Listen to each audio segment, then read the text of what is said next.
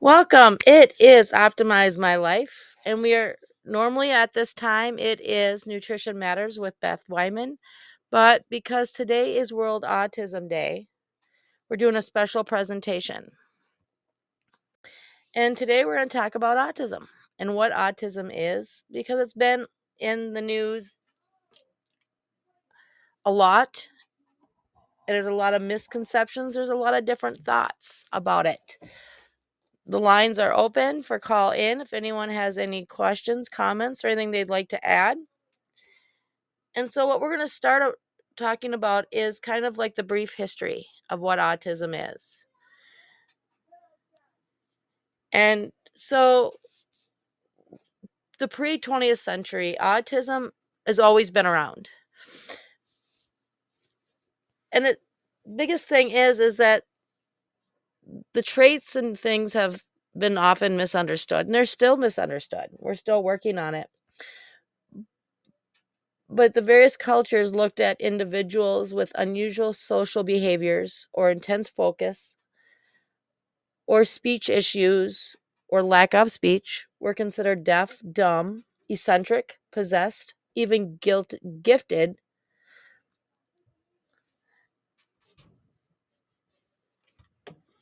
among many other titles. Between the 17 and 1800s, children who likely had autism were misdiagnosed as having intellectual disabilities, insane, or schizophrenia. The concept idiot savants emerged with individuals with exceptional abilities despite cognitive differences. It's now recognized as savant syndrome, or another way of looking at it, for a while it was called Asperger's. So the term autism was coined by a Swiss psychiatrist back in 1911, Eugene Bleuler. Autism from the Greek word autos, or self, to describe symptoms of schizophrenia, withdrawal from social interaction. An Australian American psychiatrist, Leo Kanner, published a groundbreaking paper describing 11 children with unique patterns of behavior, difficulty with social interactions, preference for routines, and unusual language development. He labeled this condition early infantile autism and distinguish it from schizophrenia. So this is the first time we really started looking at it as a separate issue. It had nothing to do with schizophrenia. An Australian pediatrician back in 1944, Hans Asperger, identified children with strong intellectual abilities but difficulties with social communication and repetitive behaviors. His work remained relatively unknown until the 1980s, where his name became associated with what was later called Asperger's syndrome. And because of changing the way that we diagnose and label autism, it's no longer known that way today. Many doctors and psychoanalysts wrongly blame parents, particularly mothers, for autism, calling them refrigerator moms, suggesting a lack of warmth caused autism. You ignore your child. And later on, it shifted towards neurology and genetics for the causes of autism. And then between the 60s and the 70s is when behavioral therapy really emerged as a treatment, and including controversial applied behavioral analysis, which is also known as ABA therapy,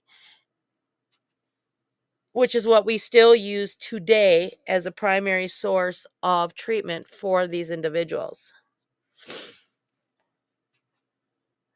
Officially, in 1980, autism recognized as a separate from schizophrenia. So they officially listed autistic disorder as a diagnosis separate from childhood schizophrenia. Finally, in 91, the U.S. Individuals and Disabilities Education Act recognized autism as a special education category, allowing for them to have more support in public schools. And when and Asperger's was added, broadening the autism spectrum.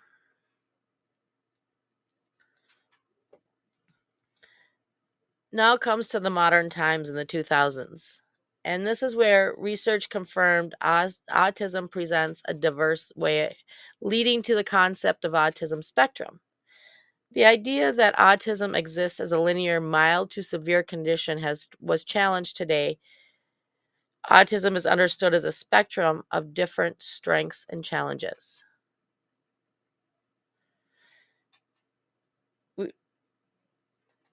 So instead of having Asperger's or different variations of autism, now it's considered a spectrum disorder as a single diagnosis with varying levels of support needed.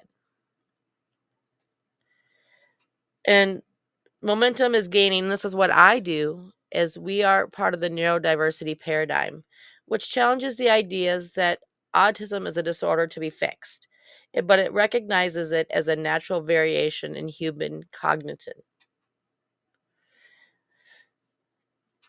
This is where emphasis on acceptance, accommodations, and self advocacy are always put above our medical interventions.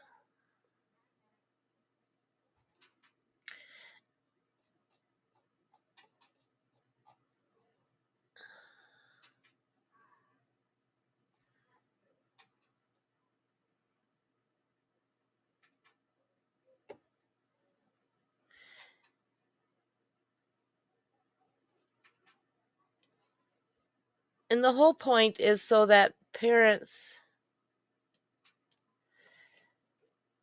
have an avenue to get resources.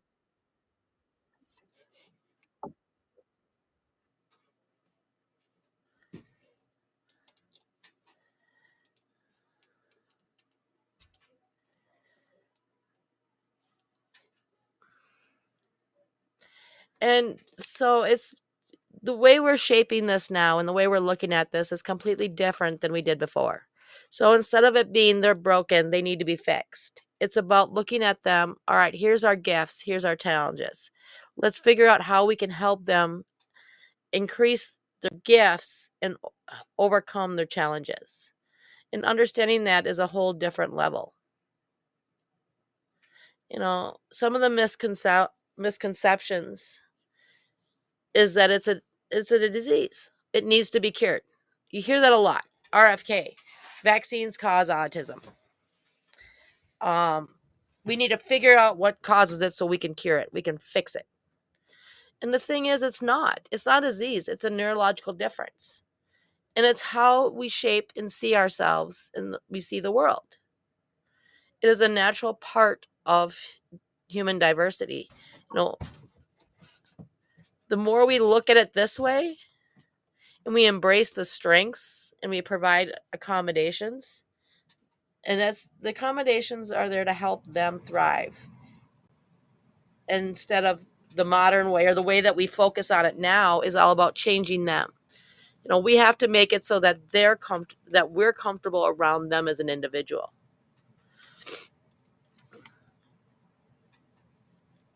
Another one is about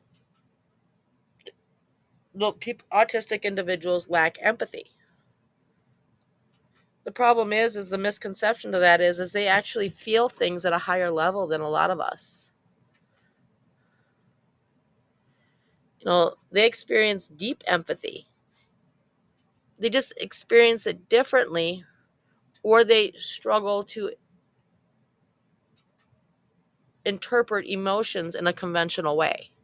A good example is using analogies, similes, metaphors, using animals to explain how someone feels.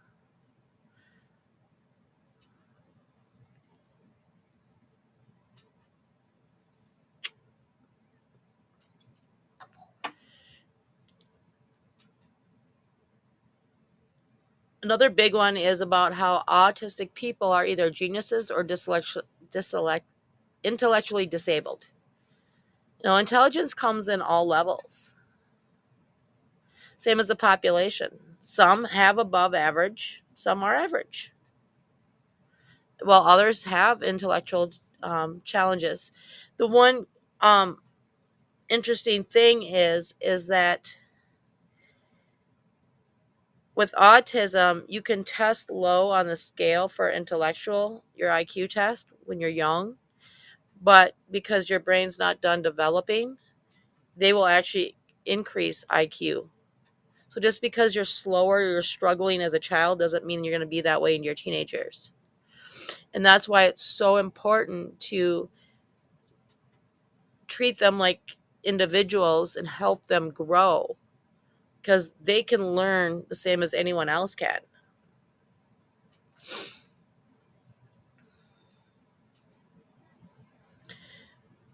Only a small percentage of autistic individuals have extraordinary skills in areas like math, art, or memory.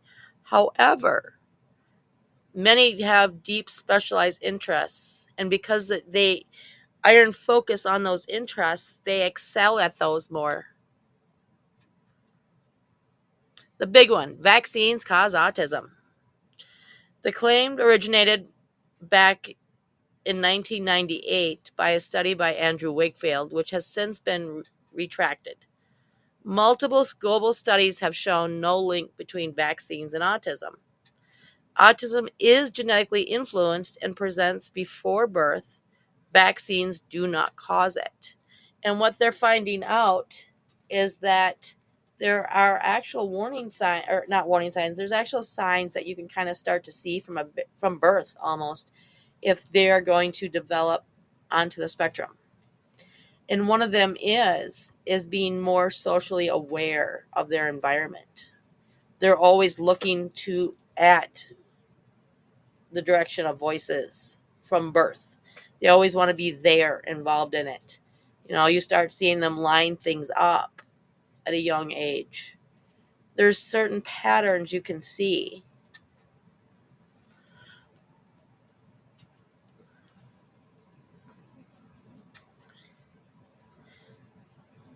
You know, uh, it's a spectrum, and it presents differently in different people, from being nonverbal to others being highly articulate, like using big words. Some avoid social interactions, while others actively seek it out. Sensory issues and needs vary.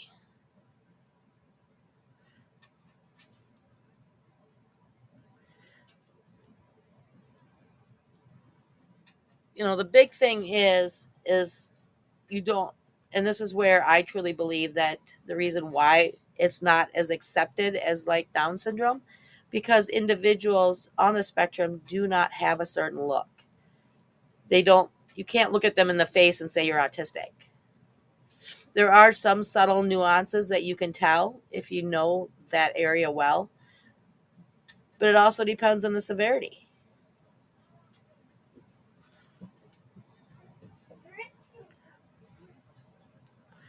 You know, uh, Another one is people can't have relationships or live independently.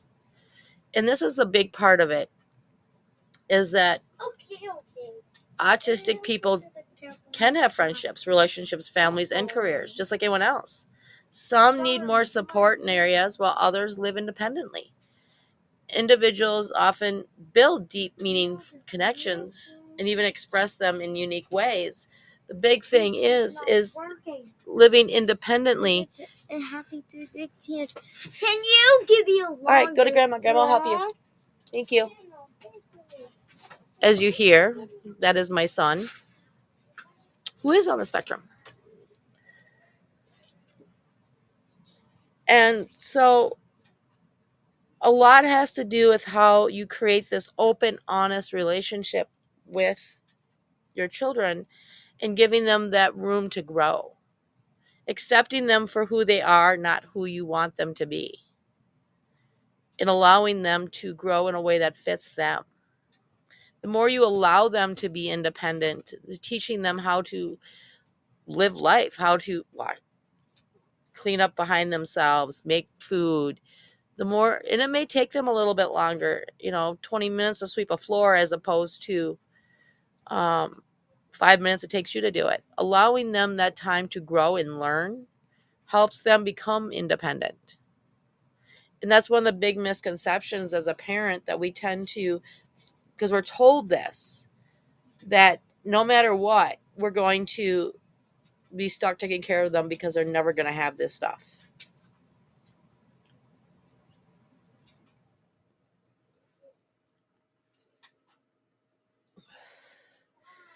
And this is where it's really important to sit down and talk about what they need, not what we want for them, how we wish things were going to be.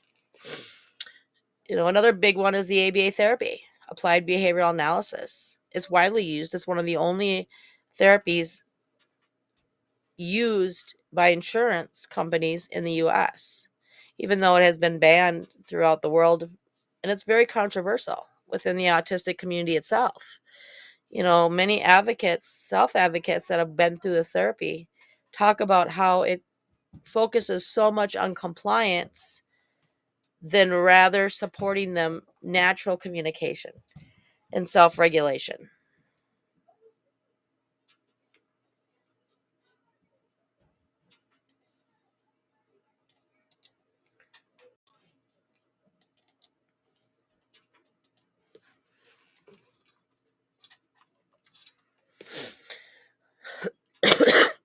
Excuse me a minute.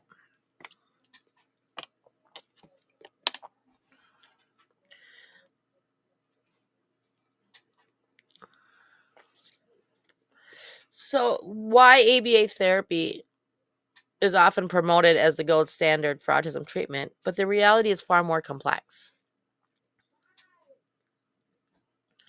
So, while some families and professionals advocate for its use, many autistic individuals criticize it along with advocates because it focuses so much on compliance. It's doing what you're supposed to do, how to speak the way you're supposed to speak. And there's some good out there that, this is looking at traditional ABA therapy, not modern ABA therapy. A good therapist, no matter what they are, modifies a program based on needs and what's working, what's not working, if something's not working. But it needs to be individual centered. So things need to be adjusted for that person, not a one size fits all category. And it was created based on operant conditioning, rewarding desired behavior, discouraging unwanted behavior. That simple. It teaches children skills by breaking tasks into small steps and reinforcing correct responses, such as food, toys, praise. And this is where it really becomes controversial, is that it prioritizes compliance over autonomy. It's about teaching individuals to behave in a way that aligns with neurological expectations, not about them being them. And a lot of them, it talks about masking and teaches them how to mask, how to bury everything and bury who they are, which leads to anxiety. It leads to burnout. It leads to PTSD. It, it suppresses stemming and self regulation. When moving their hands, jumping up and down, different stemming techniques are created. It's a natural body response to deal with the environment around them. It helps them regulate, from rocking back and forth to vocal sounds. And it's often discouraged because it's an embarrassment by people that are around these individuals. It's a natural self-soothing for that individual. The more you stem it, or more that you suppress it, the more stress, the more anxiety, the more emotional dysregulation occurs. Another big thing is social or eye contact, a social norm.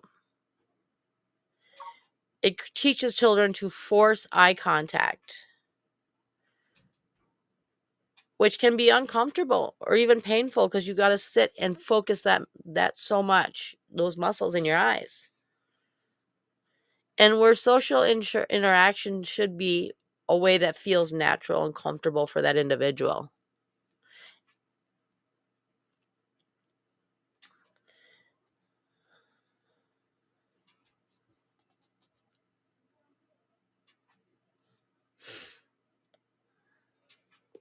A big thing is sensory integration therapy, which helps manage sensory sensitivities in a way that is comfortable for them and strength based, along with other where it works for them. The big thing is that with autism, with society, with the way things are, we need to adjust the way we're thinking. We need to adjust the way we're treating them. We need to adjust everything about it and have a more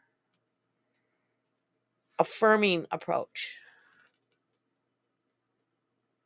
Working with their natural tendencies, helping them thrive, not just survive. Focus on anatomy, advocacy, and doing mental check-ins, mental well-being.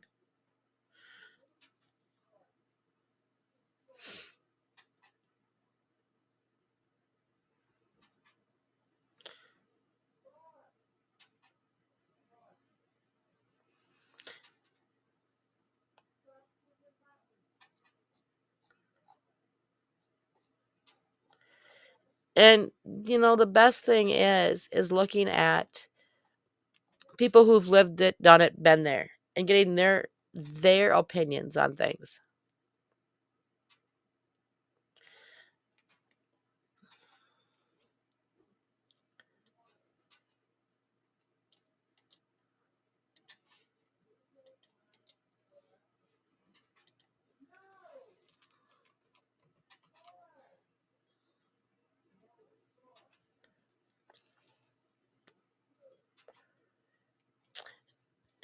And before we wrap up for today, let's talk about the future of neurodiversity advocacy and autism advocacy. Many awareness campaigns have focused on autism and neurodiversity as a problem that needs to be solved. It's an issue that we don't know, so we have to solve it. It's that puzzle. And instead of it being that puzzle to that piece that figure out how to make them whole or that they're broken, we need to look at it as they are the way they are for a reason. And true acceptance, accommodation, and celebration. We need to stop stigmatizing and stop focusing on deficits and focus more on strengths. Allowing their voices to be heard. People who live that world, they need to be heard. They need to be allowed to be heard. And accepting and encouraging inclusive policies in schools, workplaces, and healthcare. We need more individuals in leadership roles in organizations that focus on autism and neurodiversity. More autistic individuals to increase the representation in media, policy making, and education.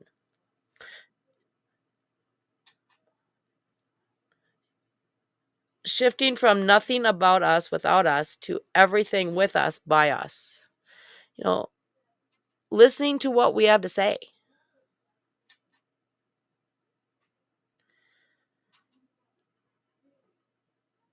In schools, adapting to a strength-based, student-led learning environment, allowing for sensory-friendly classrooms, adjusting lighting.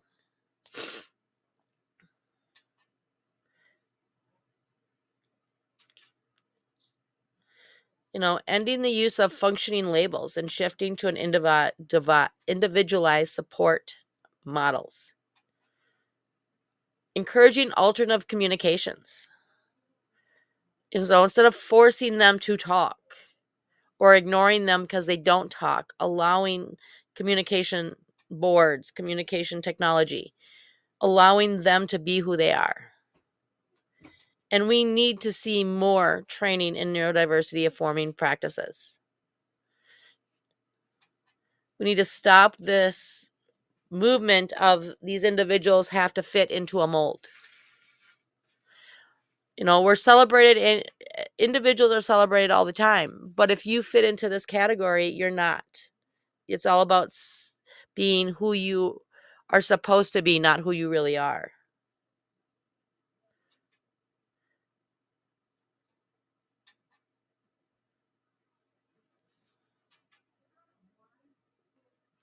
In the healthcare and mental health, a shift towards neurodivergent affirming care. Ending pathologicalization of neurodivergent traits. Not seeing autism as something to be fixed, most importantly. And one thing I do love about the Mayo Health system is they don't look at it as something that needs to be fixed. It's looking at different issues and how to solve the issues you have in the health world. And they ask what support you need, and they're going holistic on top of it all. We need more doctors trained in the needs of autism. It is very hard to find pediatricians and doctors who understand what autism is. And we need to get better access to alternative therapies. Sensory-based therapies, coaching, non-medication interventions, getting our insurance to accept it, getting our government to accept that alternative therapies work better than traditional therapy. If you really want to, in this day and age, we're talking about focusing on tests that have been done over and over again that vaccines cause autism.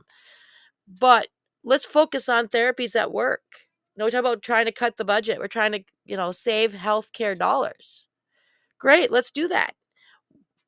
Why not promote therapies that actually work, that you don't need to do forever? Then do traditional therapies that run forever until they can't help you anymore. I know people who've started ABA therapy when they're 3-4 years old, and they're doing it still into their 20s. In the real world, if you're going to see a therapist for anything for more than a couple years, you're not getting results. You stop seeing the therapist. But because of the way that it's written and the way things are done, what you're told as a parent, when my son was diagnosed, I was told if I didn't do 40 hours of traditional ABA therapy at the age of 3, which meant I had to drive him an hour every day to therapy, leave him there at 3, come back, pick him up, and drive back home so he'd be home long enough to eat, sleep, and poop. Then, by then, if I didn't do that, then we would have to have him institutionalized or he'd be in a group home because he'd be so out of control.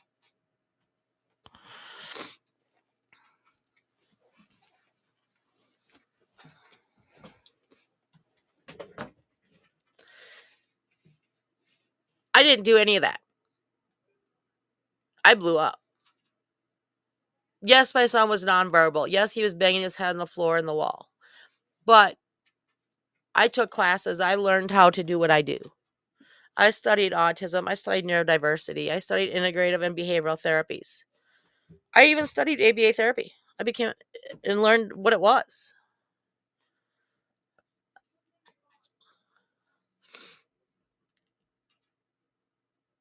But my kids came first. Their childhood came first. And I created this open space for them in our home.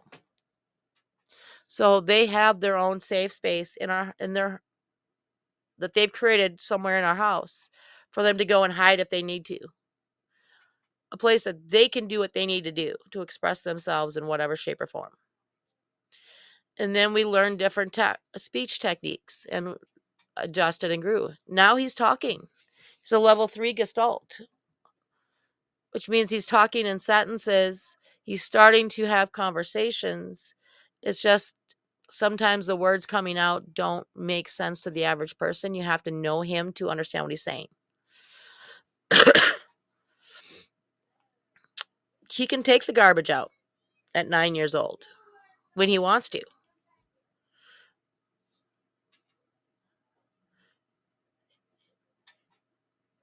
He has a very strong empathy because I always looked at him as a little boy first and how we could help him and meet him in the middle. It wasn't about the label.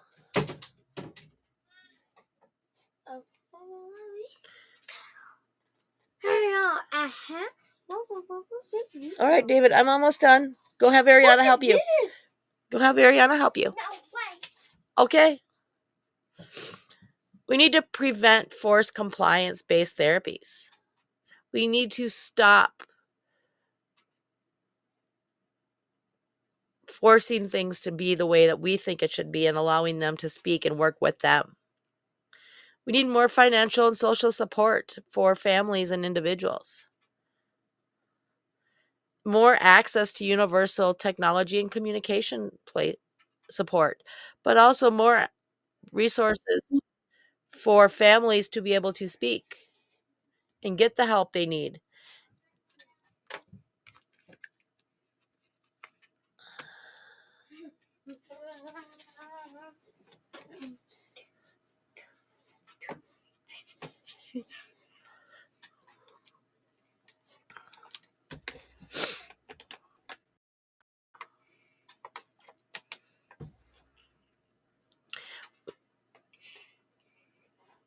We need to change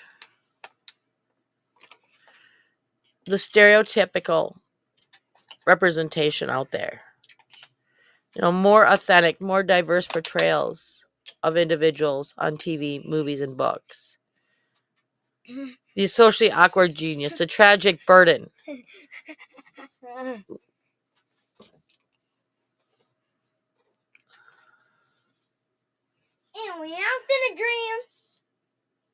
Access to diagnosis and support. Level 58. All right. Go equations and numbers. Thank you.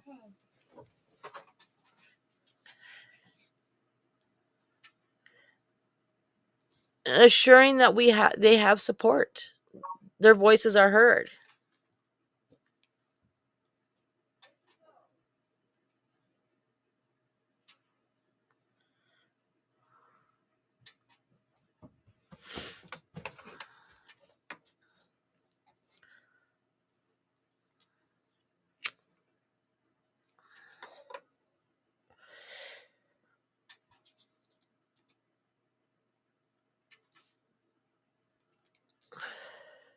The future should be about accommodation, respect, and inclusion, not conformity, not about being a parasite or a drain on society. The only way we can do this is we need to start we're redoing everything in our government anyway. Let's change the way things are being done now in this field, in this area. We need people who are trained, that understand this world, not fly-by-night individuals who, because it's the big topic ticket, or because you have a child that's on the spectrum but don't know really what it is and how to work with them.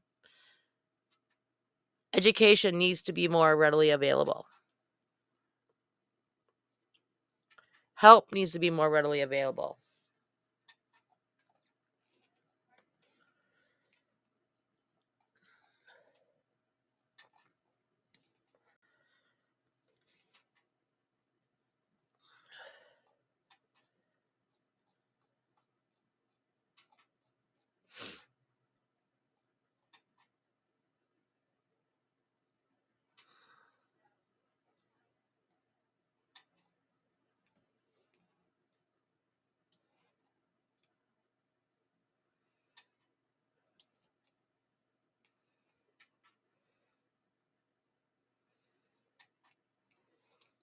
So this is all I've got for you today.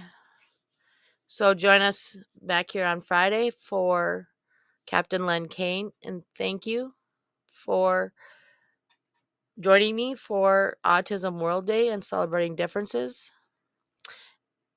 And let's make an impact. Let's start changing together how these individuals are seen, accepted, treated. Let's allow kids to be kids again and not force through all these treatments. So have a good day. Have a good night. We'll see you back here on Friday.